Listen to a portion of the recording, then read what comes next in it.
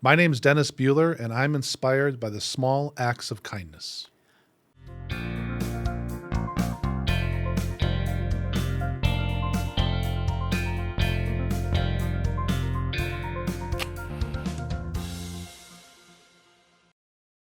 All right, and welcome to the Lantern Podcast out of Good Cause Productions at the University of Wisconsin-Green Bay, a show that is produced and promoted by students right here at UWGB.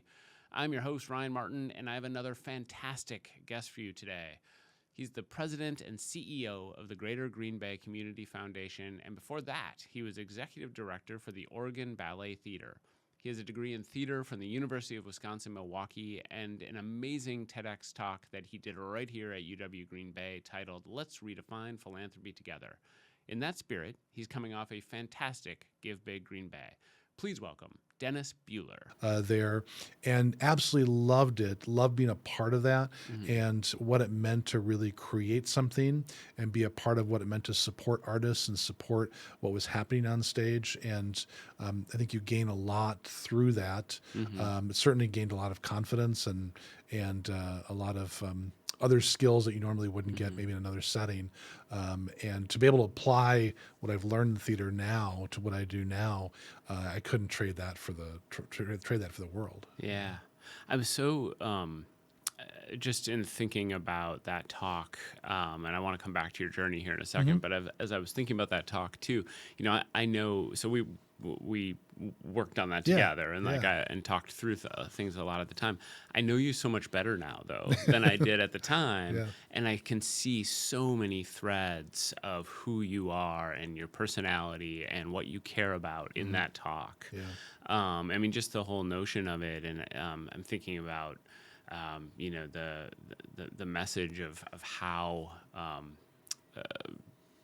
what you can, like how each of us has the capacity to give and give big to, is such a powerful message and really seems in keeping with who you are and all the things you care about. I appreciate that. I think, I've talked formally and informally in different spaces about, I spent nearly 30 years in the professional theater, going back to when I was starting at 18 years old to what I do now. And what I often talk about is I don't think there was a greater training ground in life than the professional theater. This idea that you're going to bring, and if you think about how a regional company might produce, you're going to bring a diverse group of people together 6-7 times a year to create something out of nothing for very little money, very little time. A group of people maybe never worked together. And by 7:30 on Friday night, when that curtain rises, you're going to have a lot of people are going to come and judge you very quickly on whether you were successful or not. And our job is there to entertain them, to maybe to make them think in different ways, and to connect on a different level than they do in their normal lives. And the idea that you're compressing all that into a short period of time builds skill sets in collaboration, creativity, confidence, conflict resolution, so many different things that you can apply. And I often find too, though, that every single person on that team, no matter what you're contributing, is a critically important part. And whether you are the lead actor in that particular work, you're the stage manager, you're the technician, you're the designer, everyone, whether you're in front or behind the scenes, has got a really important part. And you learn a lot from that and how you can apply that into so much else that happens in life. It's so funny you say that. So I'm obsessed with the way we teach teamwork on campus. And the reason I'm obsessed with this is because employers all over the place will tell you it's such an important skill. It's what they want. Yet I also know, and I talk to my wife about this sometimes about, what group projects often look like on college campuses is not what teamwork looks like in a business play, typically, or in any kind of industry. Yet we're always saying we got to learn to work in groups. You got to learn to work in groups, but that isn't what we're doing. Oftentimes on campus doesn't replicate that.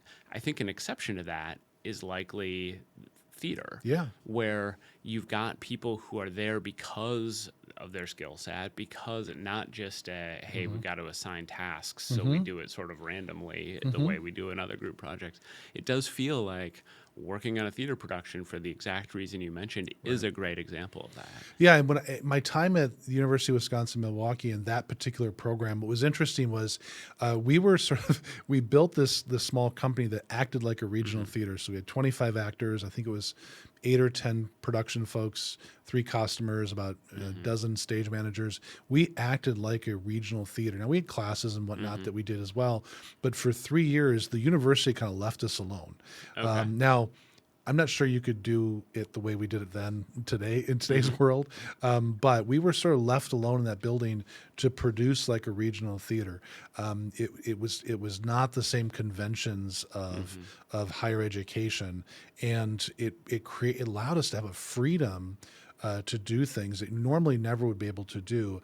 And I think that just amplified the learning experience itself. Now, I'm going to be the first to tell you, and I think all my classmates would have been the first to tell you, this was not easy, and this was not for the faint of heart. It was really, really difficult. But what we learned from that and how we grew as a team and the skills that come from, I reflect on that almost every day in how we're able to do the work that I can do now, or certainly the work I did throughout my career in other settings. Yeah. So I want to talk about your work here in Green Bay, which is a little bit of a departure from these other things. But first I want to talk about, so I know it feels to me like maybe the most significant part of your returning to Green Bay career was out in Oregon. Talk a little bit about what brought you out there and the type of work you did there. Yeah, I was in Milwaukee, I said, more than 20 years doing terrific work at a number of different theatrical companies, built an arts center as well, or as a part of that team. And I loved my time there. I was really, really enjoying my time there. We had a lot of success. And I think as flattering as it is, your phone tends to ring when you're having success in a small field, and had a lot of opportunities to go to a few other companies. My children at the time were of age where we felt like maybe doing something new would be, if we're going to do it, maybe now is the time to do it, and wanted to take a flyer on something, and had a couple of different options, and chose this ballet company. I was running Milwaukee Ballet at the time, and chose another ballet company, Oregon Ballet Theater out in Portland, Oregon. And I think the idea of going to Portland had a lot of intersections of interest for us. We loved the environment, we loved the urban setting, we loved the culture there. They really were in desperate need of new leadership as they were trying to turn their ship around a little bit. And I'd sort of gotten a little bit known for helping to or had an impact on helping create health within organizations that allowed them to do things artistically they weren't doing before. And I was really fortunate to be able to do that. And they were in the same boat. They were really struggling with some things, and they brought a new artistic director on at the time.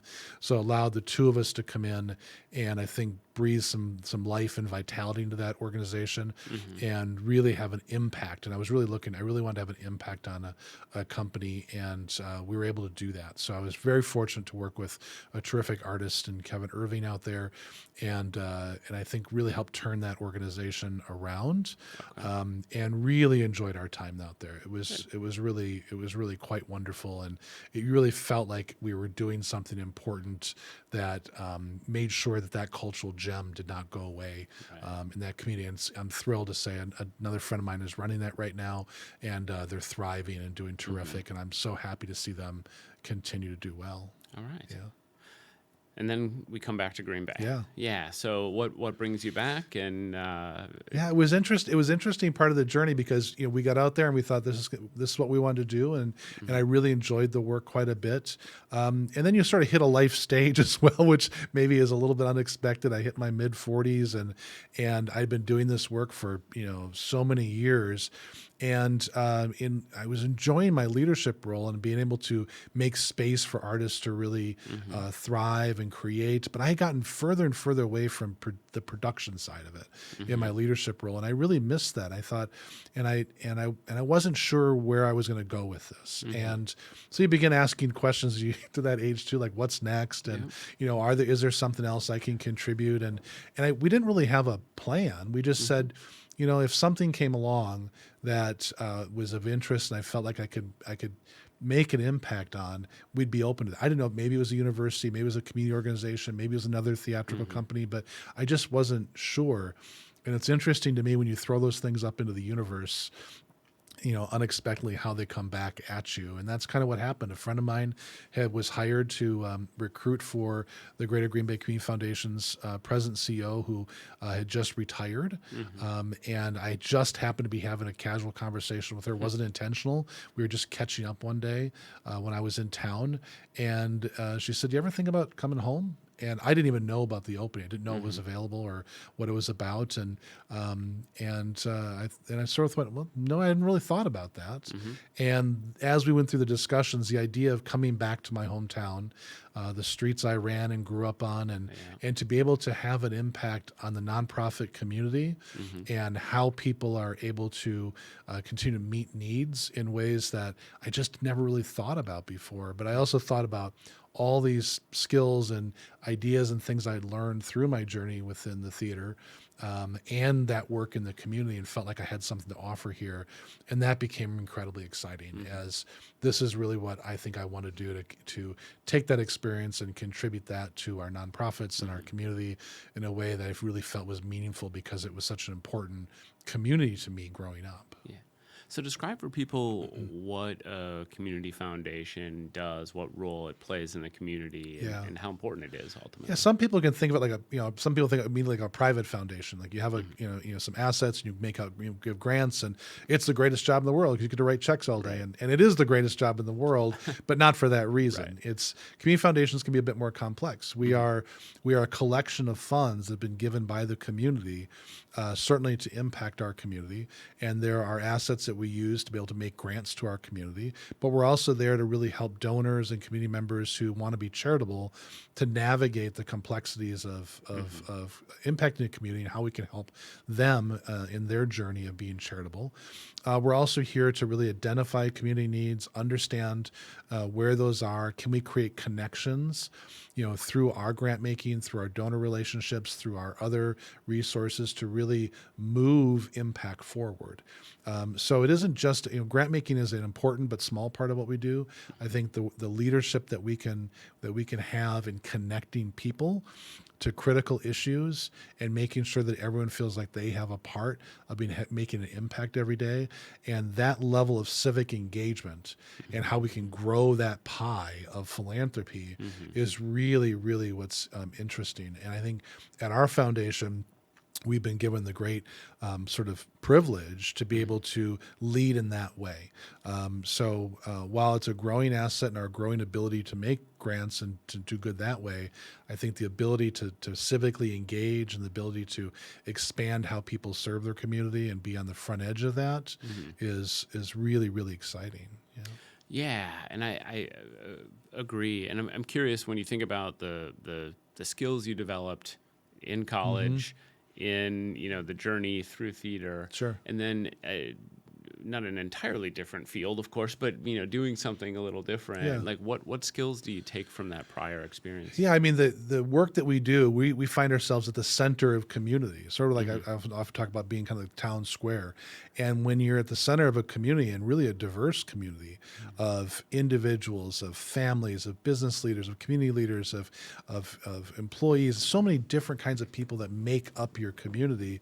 And when you're at the center of that, you have to be able to navigate that and understand that everyone comes with a different experience, a different perspective, a different way to think about community and think about how we're contributing to the quality of life. And you need to be able to not only listen well and help navigate everyone's important perspective, and that comes from those early experiences of being able to be in small spaces where you're working through creative ideas and conflict resolution and innovation and ideas all toward a common goal.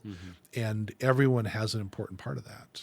When I was going to say, I know a couple different members of your team, and you've put together an amazing team over there as well, right? Yeah, it's an incredible team. It is not it's not my foundation. It's not the Dennis Buehler Foundation. It's the community foundation, and so it's made up these tremendous staff of professionals and individuals from our community, and we're a small and mighty group of about 12, but we have scores of community members that make up committees and boards boards and action teams, and it really is by and for and driven by the community itself. And so when we think about how we build that team, it's not just about that really talented staff that we have. It's also about all those people around it that contribute to what we do every single day. So I want to talk about Give Big Green Bay. Sure. Because we are just coming off a very successful one. So tell people what that is and the goals. Well, the foundation has a number of tools that we get to use, a number of grant cycles and other action programs that we get to use throughout the community. But the most probably public thing we do is Give Big Green Bay. And it has a really important role in our portfolio of work. I think we believe very, very strongly that it's our job to really amplify the great work that's happening in our community. Certainly we contribute to that, and that's 90% of what we do. But this other 10% of really trying to amplify the fact there's really important work happening, not just with the organizations that people are aware of, but those small organizations that are meeting small individual needs across the community, that they need a voice, and we need to be able to connect them with people and create a greater understanding of what they do if they're going to be able to sustain that work beyond what they're doing today. So we partnered with the Green Bay Packers and the two largest philanthropies and certainly one of the largest institutions in town to say we'll use our platform to essentially talk about and amplify that work. So it is one day dedicated to really talking about this important work. So we put together a cohort every year of about 50 organizations that represent work across the community, from the smallest to the biggest, across a lot of different fields of interest. And our job is really just to tell the stories that are representative of hundreds of nonprofits that do work.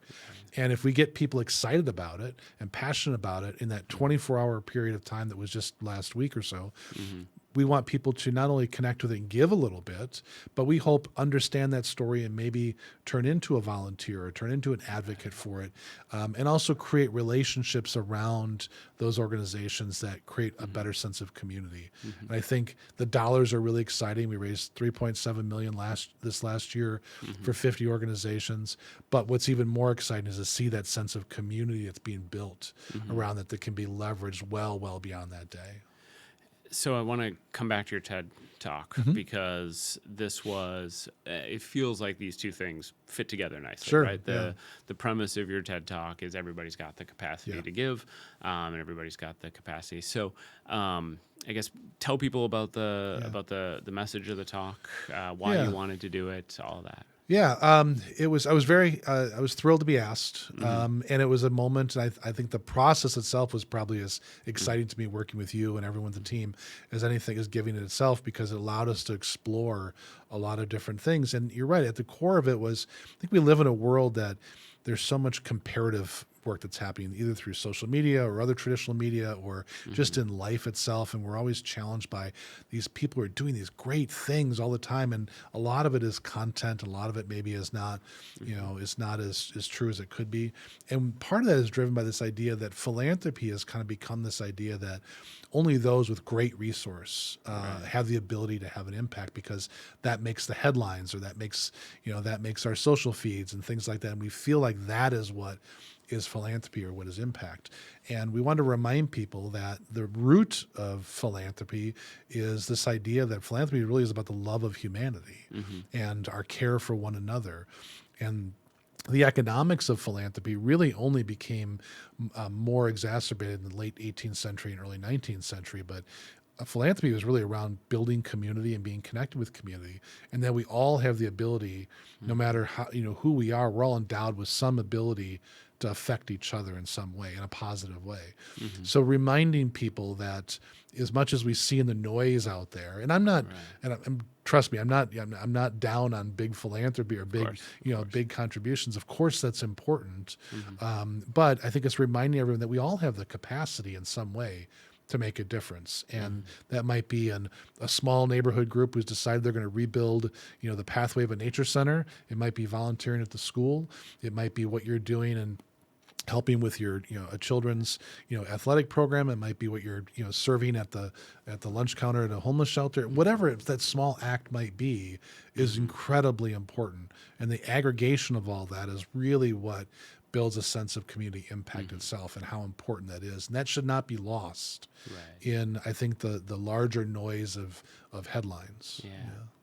So we're going to get to our 3 questions in just a second. Okay. But before we do, I just wanted to ask, what are the things that are either coming up or recently done through the community foundation that Yeah. you're kind of most excited about? Well, I think, early on in the foundation when I arrived, we had some really, really important grant cycles and collective action work that were doing great work, but our tools were somewhat limited. And as we've grown over the years, we've been able to add more tools. So things like one thing we call the One Community Fund, which is more of an unrestricted fund. Our board can really get in and catalyze impactful work in the community in partnership with others. We have an impact investing fund that's about really putting capital into communities that really have a hard time accessing capital. That's really exciting for us. That allows people to build wealth and build other sorts of pathways toward independence that we just didn't have the capacity for. Give Big Green Bay is about to go into its 10th year. Wow. We've now raised over $20 million. 100% of that goes to nonprofits unrestricted. That is going into its 10th year and has no signs of slowing down. And that's a big credit to this community and how they show up, every single year to support this important work.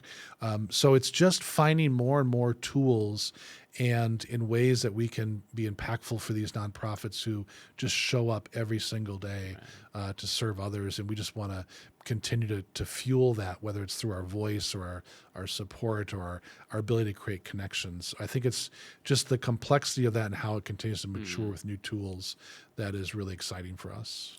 Awesome. I love that. All right, let's get to our questions. Yeah. Question number 1, who is it that you hope you're inspiring? Well, I think the theme is similar here, which is, I feel a great amount of privilege to be in the role that we're in right now, and I think our entire staff does as well. And we're constantly running into people who see these small and unique needs that emerge in our community. And I hope that we continue to inspire people to see those needs and see how can I fill that? What can I do to make sure that's filled? And sometimes it's something new, and it's a new idea, a new program, a new approach. Sometimes it's just connecting people with a program that exists. But if we can inspire people to see where those needs are that exist in our community and really find a way to help fill that in whatever capacity they have, to be able to inspire that is really gratifying. That is great. Question 2, book, movie, work of art, something that really transformed you. Well, this won't surprise you that it's going to come from my experience in the theater. And I told you before we came on, I had one great idea in my head about this when you asked me earlier, and suddenly it occurred to me this morning, no, that wasn't the root of it. I had a new thought. Well, I want to hear both. But, okay. So back in the late 80s, when I started the professional theater training program, I came in as just green kid. It was just excited to get into theater. I'm not even sure what I knew I was getting into at the time. And our very first production was a production of an English farce called London Assurance. Okay. I'm not sure a lot of people know about it, but it's a famous English farce, and it's rich in its design. It's costumes and its setting, and it's a big English farce. And we had this great opportunity to work with these wonderful designers. People who've worked on Broadway and big regional theater, and it was a big, complex production. I thought right out of the gate, this was home for me. This was something that I was so excited to do and just be a part of. And then once we got to opening night and sort of that first big opening night, and you heard the response from the audience and how they connected with it and how they laughed and they applauded and whatnot. Right there in that moment, the aggregation of all those things, I thought this is exactly what I was meant to be doing. And I think from that work going forward have been just scores of works. Not all of them have worked. Of course. We've certainly produced my share of duds over the years too, but so much of it I've been able to produce over the years. I pinch myself to think I've been so lucky to be a part of or attend or experience so many different works has been really extraordinary. It is amazing, kind of the power of that. Yeah. Those experiences when you have those kinds of Well, successes. and the people too, like the production crew that we were working with, still friends to this day. One of which was a longtime employee of the university here as well. Nice. And just the what we learned in that and coming together as a team, Right. as a company, not just as our production team, but also as actors and managers and designers and directors. It was really just, it was an extraordinary experience to be a part of. Last question.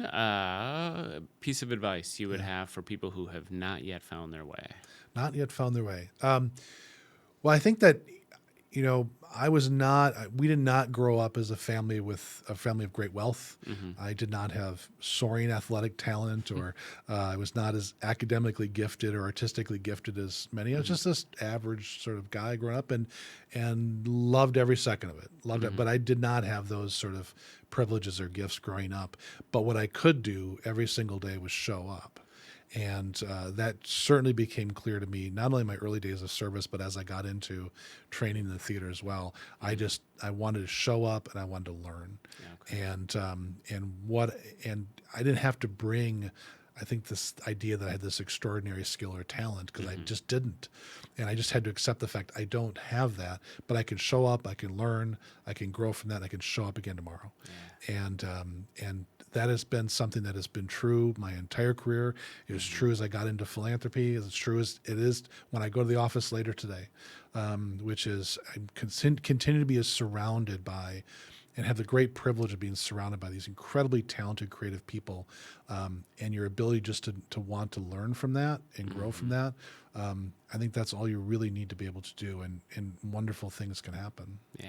That is a great piece of advice. Yeah. Is there anything I haven't asked that we should talk about? Anything that's important that I've left off the table? No, I think that we've talked a lot about service and the opportunity, and I think that in my life, there's, like everyone's life, you could talk about this, everyone could talk about this. We go through this journey that I'm not exactly sure I could define that, but you show up every day, you learn from that, you build on that, and as you're going through that, you look back, and I feel incredibly grateful for all the things I've been able to do. And now I sit in a position where we're able to use that experience, and I hope help others find their way as well. So I'm just incredibly grateful and blessed for that opportunity. So where can people find out more about you, more about the foundation? If they wanna get involved, what do they do? Yeah, we have just go to our website, which is or just Google Greater Green Bay Community Foundation or ggbcf.org to learn more about what we're doing. There are so many ways for people to get involved. If you're a donor and you're looking to navigate, how can I make an impact? We have teams that do that. If you're looking to be involved in nonprofits, we can help guide people as to how and where they can be involved. There's so many times people come in our doors are just looking for guidance. And one of my staff members says all the time, one of the greatest things about this job is people just come and want to do good. So we want people to go to that site. You can find myself or any member of our team there. We just want to help people do good in whatever way there is important to them. So we certainly encourage people to do that. Love it.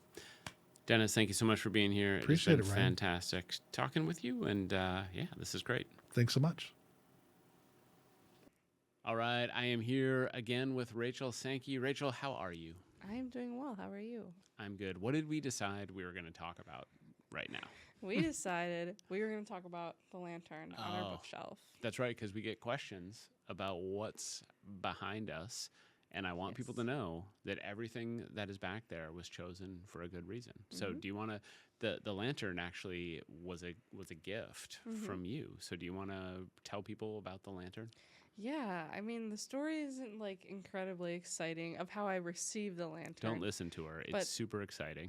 My mom gave it to me, guys. It was a gift from my mom. Thank you, Mom. Yeah. And I really liked it. I did like having it in my house, but it just kind of, as we're talking about intentionally decorating our shelf, I wasn't necessarily intentionally decorating my space. So when we decided we were going to name the podcast The Lantern and we were thinking forward decor for the set, I was like, you know what? I have just the thing, a lantern. How often can people say, I have a lantern at home we can use? It doesn't feel like it's very often. No. I mean, there's no light in this one. You have to put your own candle in it. Okay. So it doesn't there's no light in it right now, but that's because we get the light from our guests. Oh, wow. Wow. Dynamite. Did you guys Dynamite work. Rachel, we are going to miss you. I know, I'm sad. With that kind of work. Yeah. So, yeah. All right. So that is the story of our lantern. We're going to go through other items as they come up. If you have an item and you're wondering, why is it there? Like the shark or the phrenologist's head or the little anger guy, you should ask us and maybe we'll tell you. Or maybe And maybe not. we won't. Yeah, Yeah. because it might be a secret. Yeah. So, awesome. Okay.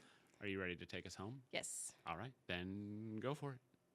The Lantern is brought to you by Good Cause Productions at the University of Wisconsin, Green Bay. The executive producer is Ryan Martin, and the production manager is me, Rachel Sankey.